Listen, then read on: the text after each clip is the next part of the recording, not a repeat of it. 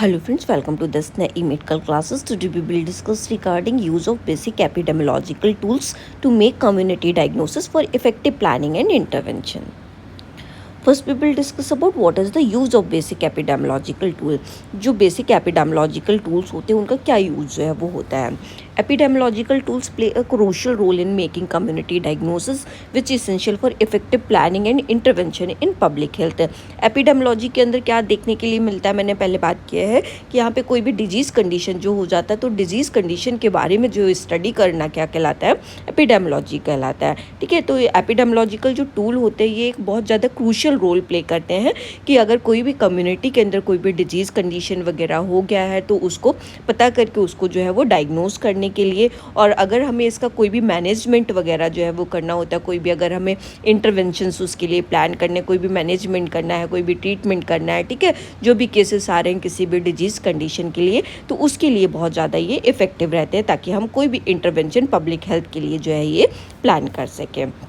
Here are some common epidemiological tools that are how they can be used for community diagnosis। यहाँ कुछ community tools की हम बात करेंगे, epidemiological tools की हम बात करेंगे जिससे कि जो हम community के अंदर कोई भी प्रॉब्लम हो रही है, ठीक है, तो उसको जो है वो हम डायग्नोज जो है वो ईजी वे में जो है वो कर सकें। तो फर्स्ट वन है हमारा सर्विलेंस सिस्टम। सर्विलेंस सिस्टम क्या है, ये एक एपिडेमोलॉजिकल टूल होता है जिसके थ्रू हम केसेस को जो है वो हम आइडेंटिफाई कर सकते हैं। इसमें हम क्या करते हैं, डिजीज़ का जो है वो सर्विलेंस करेंगे कि कहाँ पे कितने जो है वो केसेस जो है वो हो रहे हैं। Monitoring the occurrence and distribution of disease with in a community over time. इसके अंदर जो है वो कहाँ पे कितने केसेस जो है वो हो रहे हैं, कहाँ पे उसमें केसेस का जो है वो डिस्ट्रीब्यूशन जो है वो कहाँ पे हो रखा है, किस एरिया में कितने केसेस है, ये जो है वो हम एक with in the time period, मतलब लाइक जून में कितने केसेस आए, मई में कितने केसेस आए, एक टाइम पीरियड के अकॉर्डिंग किस टाइम पे कितने केसेस है, जनवरी में कितने केसेस हैं, ठीक है, तो इस ड्यूरेशन से इस ड्यूरेशन में लाइक जनवरी टू जून कितने केसेस हुए, ठीक है, इस ड्यूरेशन से इस ड्यूरेशन में कितने केसेस है, ये भी हम जो है वो पता कर सकते हैं। This help identify the outbreaks, trends and guide preventive measure. इसके थ्रू जो है कहाँ कोई भी डिजीज़ का आउटब्रेक तो नहीं हुआ, मतलब कोई डिजीज़ एकदम सडन स्प्रेड तो जो है वो नहीं हो गई है, ठीक है, वो डिजीज़ जो है वो कैसे करके जो है स्प्रेड हुई है उसको ट्रैक करने की भी हम जो है इससे कर सकते हैं। और इसके लिए कोई भी अगर हमने प्रिवेंटिव मेजर अपनाने हैं, कोई भी ट्रीटमेंट वगैरह जो है वो हमें लेना है, ठीक है, लोगों के लिए करना है, तो इसके थ्रू जो है वो हम कर सकते हैं। अगर हमें डिजीज़ पता होगी, ये डिजीज़ के इतने केसेस हैं, उसके लिए हमें मैनेजमेंट करना जो है वो ईजी हो जाता है, तो हम सर्विलेंस सिस्टम के थ्रू जो है उसको डिजीज़ को हम सर्विलेंस जो है वो हम करेंगे। Risk factor surveillance. Risk factor मतलब कौन कौन से पॉपुलेशन में किस किस एज ग्रुप को, या फिर ऐसे कोई जो डिजीज़ कंडीशन वाले लोग, जैसे किसी को कार्डियोवास्कुलर प्रॉब्लम है तो उनमें तो रिस्क तो नहीं है, ठीक है, ऐसा कोई केसेस तो नहीं है, उनमें रिस्क फैक्टर जो है वो किन लोगों के अंदर है, ठीक है, वो हमें पता है, इसके थ्रू जो है वो हम कर सकते हैं। Collecting data on the prevalence of risk factor like smoking, obesity, physical inactivity with in a community, ठीक है, हमें जो है वो ऐसे लोगों का डेटा जो है वो कलेक्ट करना है जिनको उस डिजीज़ कंडीशन होने का रिस्क जो है वो होता है, ठीक है, जैसे कि कोई पर्सन स्मोकिंग करता है तो उनके ज़्यादा हायर चांसेस हैं जो उनको डिजीज़ हो सकती है, या कोई पर्सन ओबीज है, या फिर कोई भी फिजिकल इनएक्टिव पर्सन है, मतलब फिजिकल एक्टिविटी वगैरह जो है वो नहीं ज़्यादा करता है, ठीक है, तो उनके अंदर डिजीज़ होने के चांसेस ज़्यादा जो है वो हो जाती, क्योंकि उनका इम्यून सिस्टम जो है वो वीक हो सकता है, तो वो केसेस का जो है वो हम इसके थ्रू हम डेटा जो है वो कलेक्ट कर सकते हैं। This information aids in designing targeting intervention to address modifiable risk factor. इसमें जो है वो उन जो टारगेट ग्रुप है उनके लिए हम क्या मैनेजमेंट जो है वो कर सकते हैं ताकि वो डिजीज़ कंडीशन जो भी स्प्रेड हुई है उससे जो है वो सेव रहें, तो उनके लिए हम क्या प्रिवेंटिव मेजर जो है वो हम कर सकते हैं, तो उनका भी हम इसके थ्रू जो है वो हम प्लान कर सकते हैं। Descriptive epidemiology. डिस्क्रिप्टिव एपिडेमोलॉजी हम कोई भी चीज़ को जो है वो हम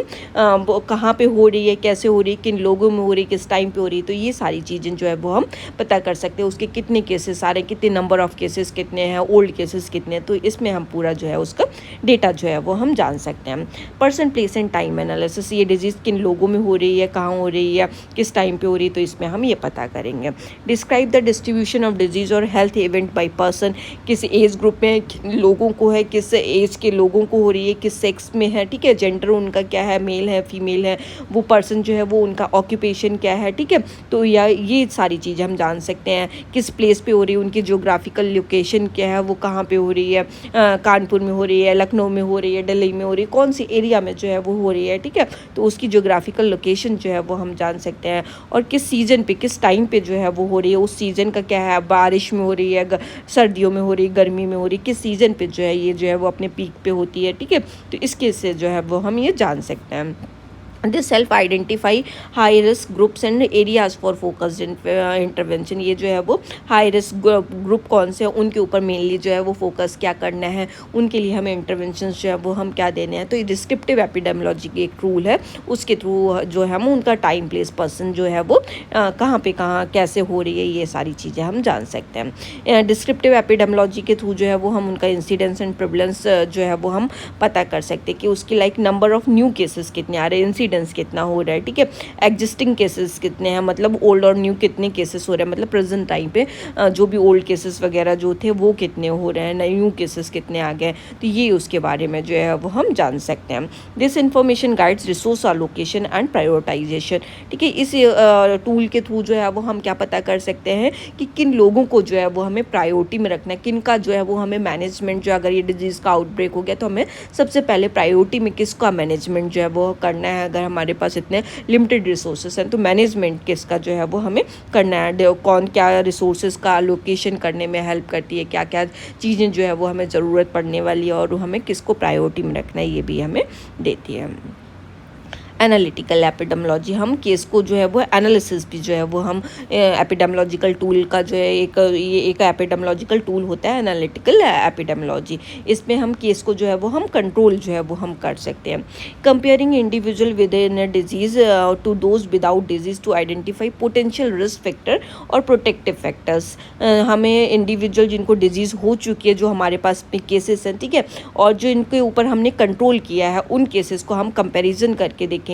ठीक है, कि मतलब क्या रिस्क फैक्टर देखने के लिए मिले, क्या प्रोटेक्टिव फैक्टर देखने के लिए मिले, वो केसेस में क्या अंतर है, या फिर जिनके ऊपर हमने कंट्रोल किया उनके ऊपर क्या अंतर है, ठीक है। तो इसमें जो हम कंपैरिजन करके देखेंगे। This help understand the etiology of disease and guide preventive strategies. ये हमें किस चीज़ में हेल्प करेगा, हमें उसके क्या कॉजेज़ की वजह से जो है वो ये डिजीज़ हो रही है, उसके क्या साइन सिम्टम्स क्या हैं, उनके उसके जो डिजीज़ के जो हो रहा है, ठीक है, हम इसका मैनेजमेंट कैसे कर सकते हैं। हमें अगर किसी चीज़ के कॉजेज़ पता है तो हमारे लिए मैनेजमेंट करना जो है वो ईजी हो जाता है। तो केस कंट्रोल स्टडीज़ के थ्रू हम उसका पूरा प्रिवेंटिव स्ट्रेटजीज जो है वो हम बना सकते हैं। Next one, analytical study epidemiological tool से हम कोहॉर्ट स्टडी वगैरह जो है वो हम कर सकते हैं, मतलब जो नंबर ऑफ केसेस वगैरह कितने आ रहे हैं, ठीक है, तो पर्टिकुलर टाइम पीरियड में कितने केसेस है, कितने इंसिडेंट्स हुए, ठीक है, इसको जो है वो हम जान सकते हैं। Following a group of individual over time to determine the incidence of disease और health event and associated risk factor. इसमें हमें क्या करना पड़ता है कि ये जो एक पर्टिकुलर ग्रुप को जो है वो हम फॉलो करते हैं कि अगर कोई भी पर्सन जो है वो स्मोकिंग कर रहा है तो उसको हमने फॉलो किया कि इस पर्सन को जो है वो डिजीज़ हो सकती है कि नहीं हो सकती, तो उसको जो है वो हम कोई भी फ्यूचर में जो है वो हम उसका एनालिसिस जो है वो एक पर्टिकुलर ग्रुप को जो है वो हम फॉलो करेंगे तो उसका फ्यूचर में एनालिसिस जो है वो हम कर सकते हैं। या फिर हम बैकवर्ड मतलब उसका रेट्रोस्पेक्टिव एनालिसिस भी जो है वो हम कर सकते हैं कि ये पर्सन जो है वो ये स्मोकिंग करता था, उसकी हमने पूरी जो है वो हेल्थ हिस्ट्री ली, ठीक है, तो उसको जो है वो हमने देखा कि उसको डिजीज़ हुई कि नहीं हुई, तो इसके थ्रू जो है वो हम एनालिसिस जो है वो हम कर सकते हैं उसके रिस्क फैक्टर के जरिए। This provides valuable insight into the natural history of disease and casual relationship. ये हमें क्या देता है, ये एक हमें डिजीज़ का अकरेंस कैसे करके हो रहा है, डिजीज़ की कॉजेज़ क्या है, कॉज और अकरेंस का क्या रिलेशन है, और मतलब डिजीज़ कैसे हो रही है, उसके कॉज क्या है, ये सारी चीज़ों के बारे में ये जो है वो हमें एनालिटिकल एपिडेमियोलॉजिकल टूल के थ्रू जो है वो हमें पता चल जाता है। स्क्रीनिंग प्रोग्राम्स जो है वो हम कर सकते हैं, जैसे पॉपुलेशन के बेस्ड के अकॉर्डिंग जो है वो हम स्क्रीनिंग जो है उनकी कर सकते हैं स्पेसिफिक डिजीज़ के अकॉर्डिंग, ठीक है। Conducting systematic screening test for specific disease और condition within a community. हम जो है वो सिस्टमेटिक स्क्रीनिंग टेस्ट जो है वो कम्युनिटी के अंदर जो है वो हम कर सकते हैं और इसमें पता कर सकते हैं कि किस पर्सन को डिजीज़ हो रही, किसको नहीं हो रही, कितने केसेस आ रहे हैं। This aids in early detection, timely intervention and reducing the burden of disease. Screening programmes के थ्रू जो है वो हम कोई भी डिजीज़ को अर्ली टू अर्ली जो है वो हम डिटेक्ट कर सकते हैं, उसका टाइमली जो है वो हम मैनेजमेंट कर सकते हैं और उसके जो भी केसेस वगैरह आ रहे हैं उसको हम रिड्यूस कर सकते हैं। कम्युनिटी असेसमेंट जो है वो हम कर सकते हैं। ये कम्युनिटी असेसमेंट जो एक टूल होता है, इसके थ्रू जो है वो हम कम्युनिटी का जो है वो डेटा वगैरह जो है आइडेंटिफाई कर सकते हैं। हम ये देख सकते हैं कि इन्वायरमेंटल के फैक्टर की वजह से तो कुछ नहीं है, ऐसा कुछ हो रहा है, ठीक है। तो इन्वायरमेंटल फैक्टर को असेसमेंट जो है वो हम इसमें कर सकते हैं। That evaluate the physical, social and economic environment within a community to identify potential health hazards और risk factors such as the air pollution, lack of safe water and inadequate housing. ये हमें जो हम सारी चीज़ें जो है इसके थ्रू जो है वो हम इवेल्युएट कर सकते हैं। पर्सन की फिजिकल कोई प्रॉब्लम होने की वजह से तो उसको कहीं डिजीज़ नहीं हुई, या कोई सोशल प्रॉब्लम तो उसकी ऐसी नहीं थी जिसकी वजह से डिजीज़ हुई, ऐसा तो नहीं है। पर्सन का इकोनॉमिक जो बैकग्राउंड जो है वो बहुत ज़्यादा वीकर है, जिसकी वजह से वो जो चीज़ें सफिशिएंट जो लेनी चाहिए थी वो नहीं कर पा रहा है, जो चीज़ें उसको एक्शन लेना था वो नहीं कर पा रहा है, या कुछ ऐसा हो तो उसको रिस्क फैक्टर वगैरह तो नहीं है, जैसे कि एयर पॉल्यूशन के अंदर जो है वो ले रहा हो, उसको अंदर सेफ वाटर सप्लाई वहाँ पे अवेलेबल ना हो,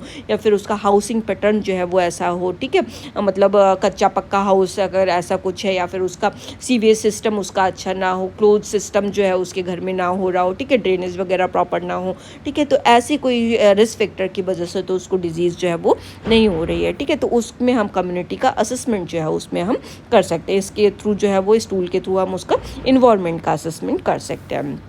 हेल्थ नीड्स असेसमेंट, हम पर्सन की हेल्थ की नीड क्या है वो भी हम एनालिसिस जो है वो हम कर सकते हैं। Gathering data on the health status, health care access and perceive need of a community through surveys, focus group, stakeholder interviews. हम पर्सन का जो है वो हम डेटा गैदर कर सकते हैं, जैसे पर्सन का हेल्थ स्टेटस क्या हो रहा है, पर्सन को क्या हेल्थ केयर की जो है वो नीड की क्या रिक्वायरमेंट है, पर्सन को हेल्थ की नीड क्या है, उसका सर्वे होना है। फोकस ग्रुप कौन से हैं, लाइक हमें एडल्ट ग्रुप पे ज़्यादा फोकस करना है कि बच्चों के ऊपर ज़्यादा फोकस करना है, या एंटीनेटल मदर्स वगैरह उन पे ज़्यादा फोकस करना है। हम स्टॉक होल्डर जो होंगे उनका जो है वो इंटरव्यू वगैरह करके हम उसमें फोकस ग्रुप वगैरह, उनका मैनेजमेंट वगैरह हम क्या कर रहे हैं, क्या नहीं कर रहे हैं, क्या अवेलेबिलिटी हमारे पास चीज़ों की वो हम जान सकते हैं। This information guides the planning, prioritisation of health service and intervention. ये जो इन्फॉर्मेशन होती है ये हमें गाइड करती है कि हमें क्या चीज़ें जो है वो प्लान करनी है, क्या चीज़ें हमारे पास अवेलेबल हैं, हमें मैनेजमेंट डिजीज़ का कैसे करके करना होगा फ्यूचर में, क्या किन लोगों को हम प्रायोरिटी में रखें, उनको जो है वो हम पहले सेव कर सकें, क्या हेल्थ सर्विसेज हम प्रोवाइड करें, कैसे उसका जो है वो हम मैनेजमेंट प्लान करें, क्या हम इंटरवेंशन करें। ये सारा चीज़ जानने में हमारी हेल्प करती है। ज्योग्राफिक इंफॉर्मेशन सिस्टम, इसके थ्रू जो है वो हम इस टूल के थ्रू जो है वो हम उनकी ज्योग्राफी जो है वो हम जान सकते हैं कि डिजीज़ का जो है वो कहाँ कहाँ पे डिजीज़ जो है वो हो रही है, मैपिंग उसका जो है वो हम पता कर सकते हैं। Visualization the spatial distribution of disease और health event within a community. ये डिजीज़ जो है वो कहाँ कहाँ पे डिस्ट्रीब्यूट हुई, किस किस एरिया में ज़्यादा डिजीज़ थी, कैसे करके ये जो है ये प्रोग्रेस करी, कहाँ पे जो है वो ज़्यादा प्रोग्रेस की, वहाँ का इन्वायरमेंट का कंडीशन क्या था, किन लोगों में ज़्यादा देखने के लिए मिली, किस एज ग्रुप में ज़्यादा देखने के लिए मिली, ये जो इसके थ्रू जो है वो हम जान सकते हैं। This help identify hot spot, clustering pattern and potential environmental और socio economic factor contributing to health disparities. ये जो है किस पैटर्न से जो है ये डिजीज़ हो रही है, क्लस्टर पैटर्न में हो रही है, लाइक कोई कुछ मतलब पर्टिकुलर कुछ एरियाज जो है वो इन्वॉल्व किए हुए हैं उसने। हॉट स्पॉट पैटर्न में हो रही है कि मतलब कोई एक एरिया जो है उसका लोकलाइज तो नहीं है, ठीक है, कहीं ऐसा तो नहीं एक को छोड़ कि एक कहीं पे हो रही है, या फिर कहीं पे जो है वो लोकली जो है ये डिजीज़ जो है ये एपिडेमिक जो है वो वहाँ पे प्रेजेंट है, ठीक है। उसका कोई ऐसा तो नहीं कोई इन्वायरमेंटल इफेक्ट की वजह से हो रही है, ऐसा तो नहीं है कहीं सोशियो इकोनॉमिक किसी का जो है वो बहुत ज़्यादा वीकर है, जैसे पॉवर्टी लाइन के बिलो, जैसे स्लम्स वगैरह एरिया वगैरह में होते हैं, ठीक है, तो उनमें तो कहीं ये डिजीज़ नहीं हो रही। तो इसकी ज्योग्राफी का है कहाँ पे जो है ये डिजीज़ हो रही है उसका जो है वो हम जानने में ये हमारा मैपिंग डिजीज़ पैटर्न जो होता है, ज्योग्राफिक इन्फॉर्मेशन सिस्टम एक टूल है जो हमारी हेल्प करता है कि ये किन लोगों में कहाँ पे जो है वो हो रही है और किस पैटर्न में हो रही है, इसके थ्रू जो है ये हम जान सकते हैं।